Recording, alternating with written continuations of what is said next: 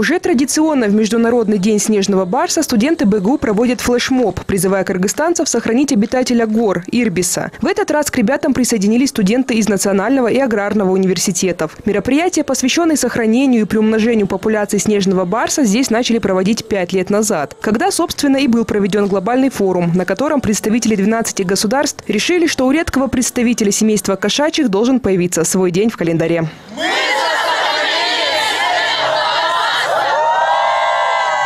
В 80-х годах на территориях государств Советского Союза насчитывалось около 1500 барсов. После распада СССР из-за массового браконьерства популяция диких кошек сократилась до 150 особей. С этой критической для вида отметкой животных и внесли в Красную книгу. В 2013 году на глобальном форуме представители 12 стран, в которых обитают ирбисы, разработали программу по сохранению снежных барсов. Продолжают реализовывать ее и по сей день. Постоянно ведут учет популяции с помощью фото- и видеоловушек. Проводят оценку кормовой базы, а также охраняют территории, где водятся горные кошки. Снежный барс – это трансграничное животное. На территории нашей республики в данное время проживает, точного учета нету, но сейчас дают статистику от 300 до 500.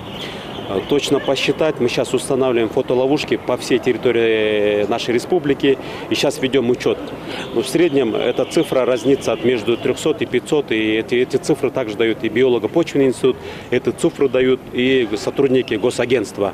Мотивация для неисстребления снежного барса, как раз сейчас повышение тарифов за отстрел снежного до 1,5 миллиона сомов. Ужесточили и уголовную ответственность. Теперь за незаконную охоту можно сесть в тюрьму на срок от 2 до 5 лет. И хотя после всех принятых мер охотники стали значительно реже убивать самих барсов, под пули с прежним постоянством попадают горные, копытные и прочая дичь, входящая в рацион снежных леопардов. Кроме того, из-за глобализации сужаются ореолы обитания ирбиса, а также трансграничные туннели, значительно ограничивая передвижение горных кошек.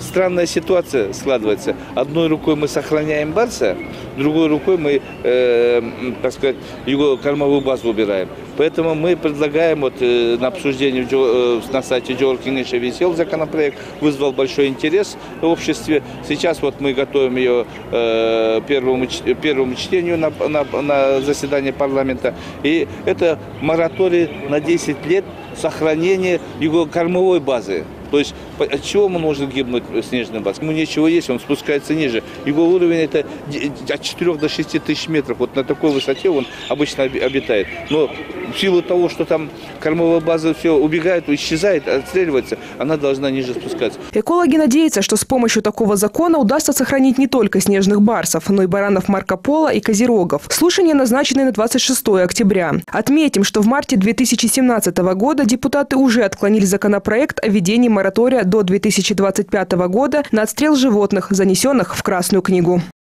Екатерина Ступкина, Алтынбек Каныбек Улу, НТС.